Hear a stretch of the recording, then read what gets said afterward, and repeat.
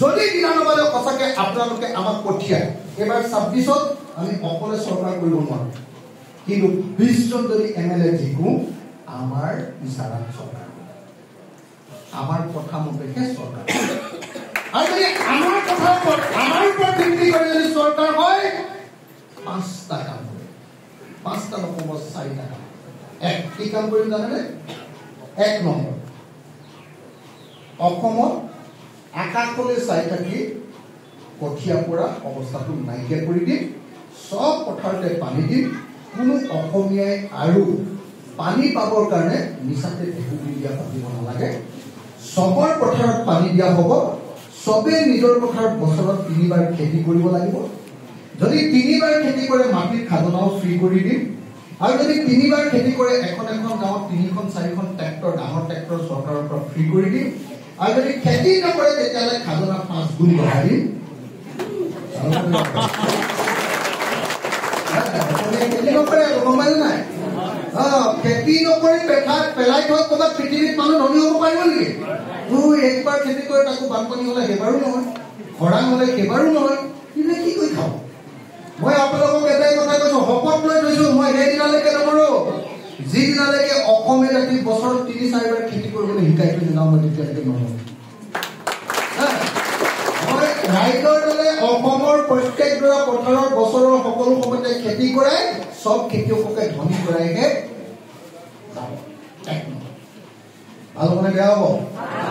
মই একদম আপোনালোকক আটাইতকৈ ডাঙৰ কথা এটা কৈ দিম দেই, পৃথিৱীৰ আন যি কথাই কওক নকওক, যেতিয়ালৈকে এটা জাতিয়ে প্ৰফেচনেলি খেতি কৰিবলৈ নিশিকিব, ভেকুলীৰ বিয়া পাতি খেতি, ভেকুলীৰ বিয়া পাতিলে ধুৰাই বৰষুণ দিব নেকি? মিছা কথা, চব মিছা। বৰষুণ কেনেকে দিয়ে জানে নে আপোনালোকে? বৰষুণ দিয়ে গৰমত, এই ৰ'দৰ তাপত সাগৰৰ পানী, নদীৰ পানী, পুখুৰীৰ পানী, বিলৰ পানী, পথাৰৰ পানী গৰম হৈ ওপৰলৈ ভাৱ হৈ যায়। ভাৱ হৈ গ'লে ওপৰলৈ গৈ থাকে, ওপৰত ভাৱ হৈ গ'লে ঠাণ্ডা হয়, ওপৰলৈ গুচি গ'ল, ওপৰলৈ গৈ থাকিলে ঠাণ্ডা পায়, ঠাণ্ডা পানী গোট মাৰি যায়, সেইটো গৰম কি কয়, সেইটো ডাৱৰ বুলি কয়।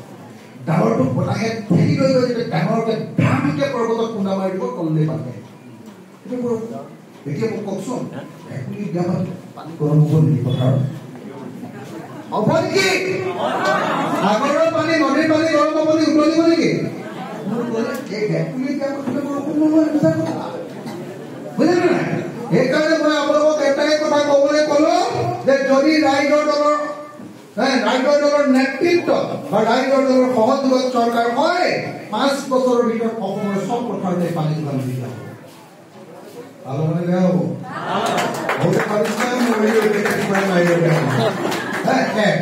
দুই নম্বৰ, খেতিয়কবিলাকে খেতি কৰিলেও আজিকালি দাম নাই, হয়নে? আমি কিনি খালে বিলাহীৰ দাম 80 টকা, আমি বিক্ৰী কৰিবলৈ গ'লে 2 টকা, হয় নে নহয়? মই আপোনালোকক গেৰাণ্টি দিছো, খেতিয়কে যি বস্তু উৎপাদন কৰিব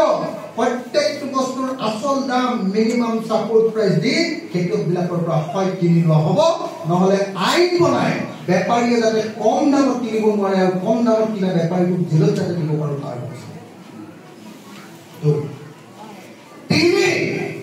অসমৰ আজিৰ দিনটোত যদি মই আপোনালোকৰ ধেমাজি জিলাৰ যিকোনো এখন গাঁৱৰ মানুহক সুধো যে আপোনালোকৰ গাঁৱৰ ল'ৰাবিলাকে খেতি কৰা বাদ দি আটাইতকৈ বেছি কি কাম কৰে? কি কৰে? কেৰেলালৈ যায়, 2টা কাম কৰে। এক, আটাইতকৈ বেছি মিস্ত্ৰীৰ লগত যোগালী কৰে,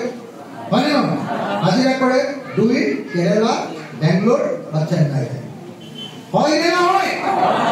যিটো জাতিৰ আটাইতকৈ ডেকা ল'ৰাবিলাকে হাজিৰা কৰে, চিকিউৰিটি গাৰ্ড কৰে, সেইটো জাতিৰ কিবা ভৱিষ্যত আছে নেকি? আছে নেকি? মোক এখন চৰকাৰৰ নাম কওক। কংগ্ৰেছ, ADP, BJP, কোনোবা এখন চৰকাৰে আমাৰ অসমৰ গাঁৱৰ প্ৰত্যেকটো ডেকা ল'ৰা আৰু ডেকিৰ ছোৱালীক,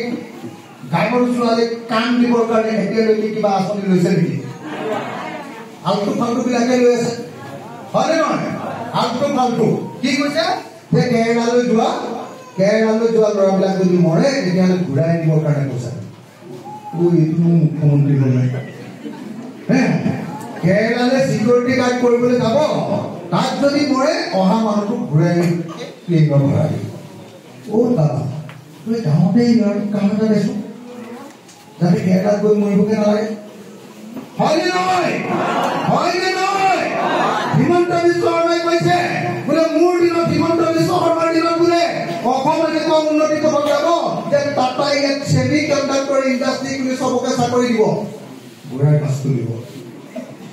হয়নে ছেমি কণ্ডাক্টৰ ইণ্ডাষ্ট্ৰী খুলি কেইটা অসমীয়াই চাকৰি পাব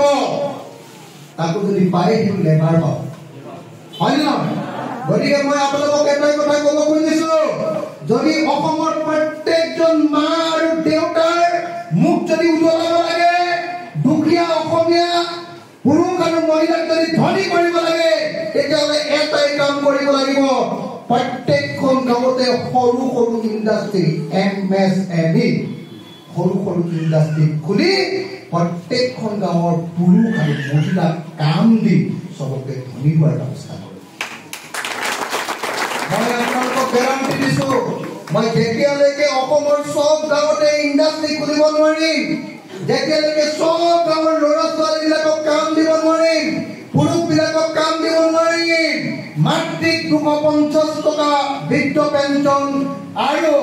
বিধৱা মহিলাক 300 টকা দি মই তেওঁলোকক ভাল কৰিম বুলি নকওঁ মই প্ৰত্যেকগৰাকী বিধৱা মহিলা প্ৰত্যেকগৰাকী মাতৃ প্ৰত্যেকজন দেউতাক হয় কাম দিম আৰু যেতিয়া পৰা কাম কৰিব নোৱাৰিব তেওঁলোকৰ পৰিয়ালটো চলাব পৰাকে গেৰাণ্টি দি কৈছো যদি কোনোবা এদিন সকলোৱে আহো কংগ্ৰেছে নকৰা কাম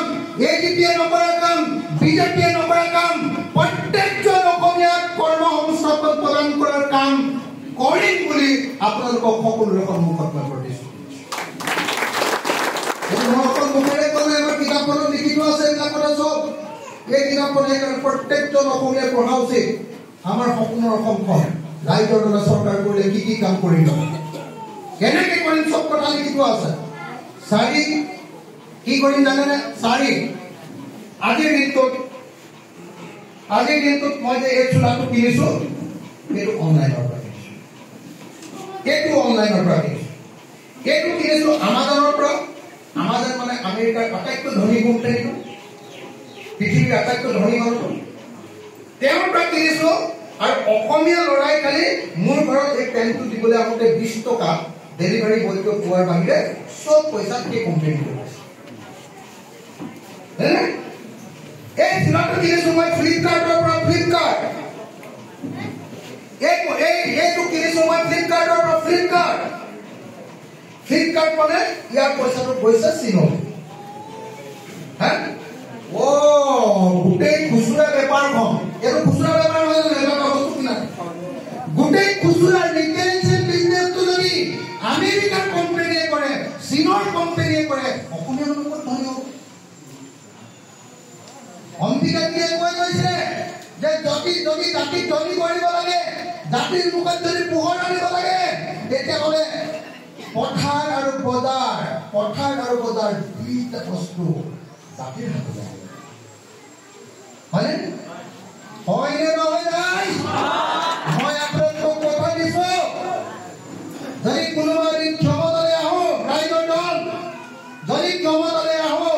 তেতিয়াহ'লে এই বজাৰখন প্ৰত্যেকটো খুচুৰা বেপাৰ নৰেন্দ্ৰ মোদী অহাৰ আগলৈকে ভাৰতবৰ্ষৰ খুচুৰা বেপাৰৰ কোনো বিদেশী কোম্পানী আহিব নোৱাৰিছে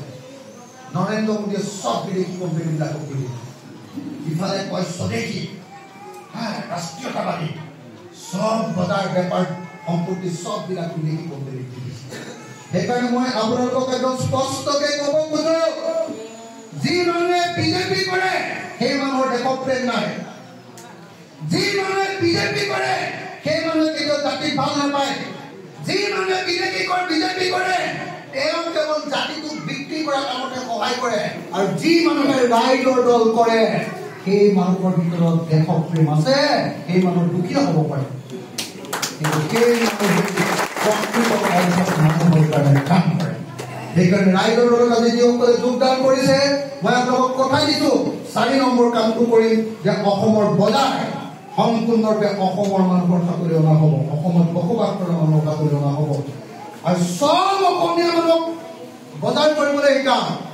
সব অসমীয়া মানুহ প্ৰফেচনেলি ব্যৱসায় কৰি হ'বলৈ এই কাম অলপ আগতে গাহৰি কটা চালিকণ সুধিলোঁ বোলো আপোনালোকে কেনেকুৱা চলিছে কৈছে দিনটোত 40 কেজিমান গাহৰি বিক্ৰী হয় মই কিমান লাভ হয় বোলে 1000 পৰা 1500 টকা ঘৰলৈ দিব পাৰোঁ মই বোলো খৰচ কি আছে কৈছে যে ইয়াতে দাঁত বোলে হেৰি বোলে কিমান টকা আমুক টকা লৈ যায় হ্যাঁ দিনটোত মানে তেওঁলোকৰ 500 টকামান খৰচেই হৈ টকা 1000 ঘৰলৈ যায় গোটেই দিনটো গাহৰি কাটি কষ্ট হয় হ্যাঁ তো মই আপোনালোকক সঁচাকৈ এটা কথা কৈছোঁ যদি কোনোবা এজন সুযোগ পাওঁগৈ নে নাপাওঁগৈ অসমীয়া মানুহবিলাকো বৰ লুবিয়া হৈছে নহয় এই ভাতপতি বাইদেউ অৰুণোদয় আঁচনি এইবিলাকতো বৰ লুবিয়া হৈছে হয়নে নহয় এইটো হ'লে নহ'ব এটা কথা ঠিক আকৌ দেই মই আপোনালোকক এটা কথা কৈ দিওঁ মই মিছা কথা নকওঁ এতিয়া বিজেপি চৰকাৰৰ দিনত যিটো অৰুণোদয় দিছে সেই অৰুণোদয়টো আমাৰ চৰকাৰৰ দিনত থাকিব কিন্তু এতিয়াৰ দৰে 1250 টকা নহয় 3000 টকা হ'ব আৰু এতিয়াৰ দৰে গাঁওখনৰ অকল 10 জনী 20 জনী নাপায় চবেই পাব এইটো মানে মহিলাবিলাকৰ হাত খৰচ হ'ব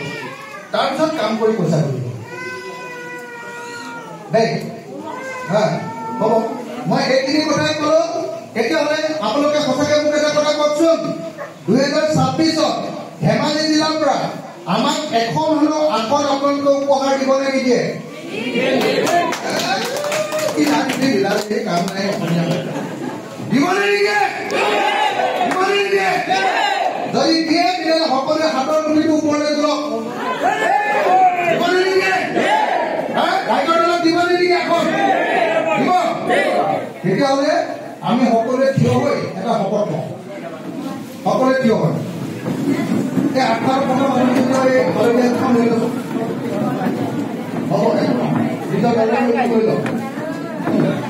চবে লৈ লওক দেখিব ভালে